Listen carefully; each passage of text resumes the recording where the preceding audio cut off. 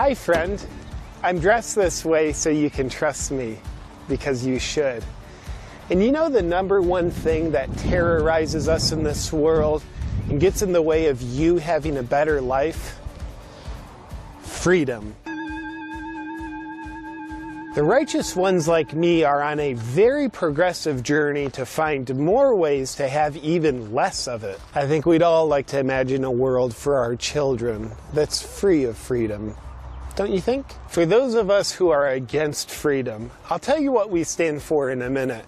But first, in case you've yet to be converted, I'd like to share with you 10 reasons why freedom's a bad thing. Reason number 1, freedom requires you to think for yourself. People are inherently not very intelligent, and therefore should have their thinking done for them, for their protection. An IQ of 70 is required for safe, independent thought.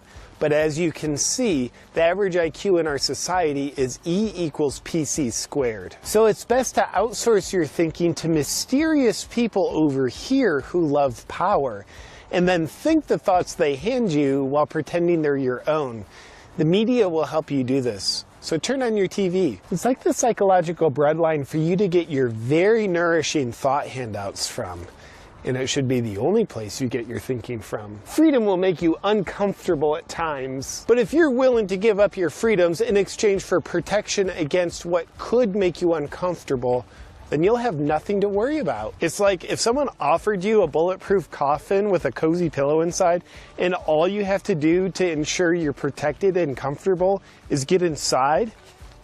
You'd be a fool to say no, right? Freedom doesn't offer you a comfortable coffin of protection. With freedom, no one's controlling you. Being in charge of your own destiny is like being a slave to no one. And that's the worst type of slavery. Having to do what you want to do treats you like your life matters. And because matter is an object, this objectifies you. But if you were like a video game character that someone else is controlling, think about how easy and enjoyable it would be to never have to worry about doing anything that fulfills you. And besides, if you're free and independent with no one controlling you, doesn't that sound lonely? Freedom requires self-responsibility. Do you remember being a young child and how great it was having someone else feed you, wipe your butt, and make decisions for you? There's a reason why young children and babies have no self-responsibility.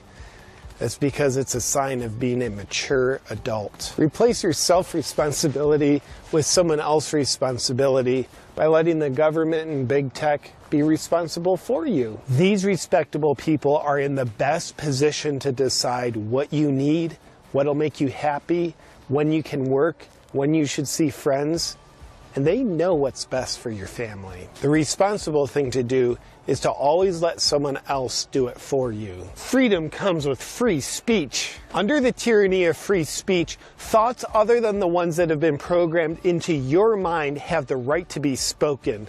That is very threatening to our way of life. Statistically speaking, 99.98% of all speech is hate speech.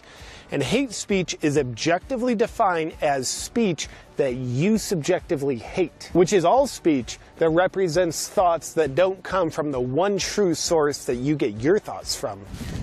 Do you have a way to just like kill all nature? With freedom, you constantly learn and grow. Not only is that exhausting, it's hateful towards all current thoughts and ideas, because to learn something better means you have to think the old thing wasn't good enough, and that's hateful, and hate's destructive. And when you learn something better, that means you become better, which means you think you're better than your past self. You look down on your past self, and there is no place for that kind of supremacy that comes from learning. With freedom, you can't just print money when you want more of it. You have to like work for it. But in our genocide of freedom, you can print money when you want more of it. Making more money is literally how you make more money. There's no downside to printing money, only upside. Like the more of it you print, the more valuable it gets. Just like water in a pool. The pool's not very valuable if there's only a little water in it. Nobody likes an empty pool. But when you put more water in the pool, the water becomes more valuable. because there's more of it. Just like with money. With freedom, you can protest, but you can't peacefully protest. And there's consequences to other forms of peaceful violence as well. It's like it's against the law in a free society. Which means a free society doesn't welcome you to throw a temper tantrum like a 2-year-old as a way of demanding that other people change to be the way you want them to be. They expect you to act like a barbarian by using words and actions that are rooted in truth in order to enact change. Why is no one protecting me from this wind? With freedom, you're allowed to not trust those who try to control you.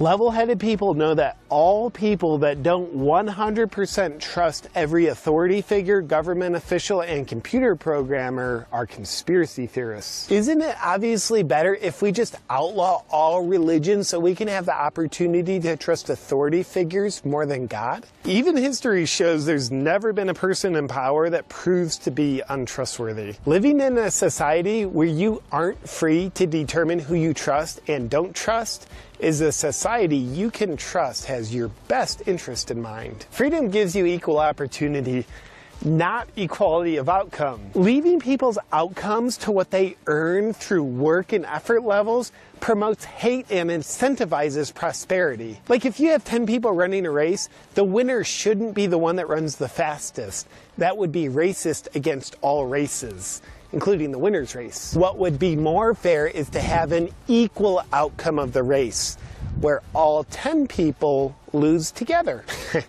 Now, with those 10 science-based reasons for why freedom is bad, please join us in helping protect society from freedom by voting for communism. Communism needs your vote. Freedom destroys lives, robs people of their dignity, and takes away their birthright of being controlled. How will you know who the communist candidates are in the next election in your area?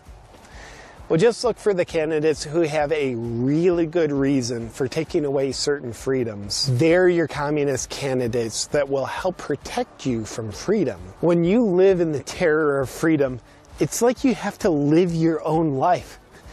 No one else is going to live it for you. And that's clearly not the purpose of your life. And that's why you'll want to vote communism. It offers you a better way. It helps your life be about what those in power want from you. And that's a life worth living. There is no God. Communism. Isn't that a funny joke? Daddy's working.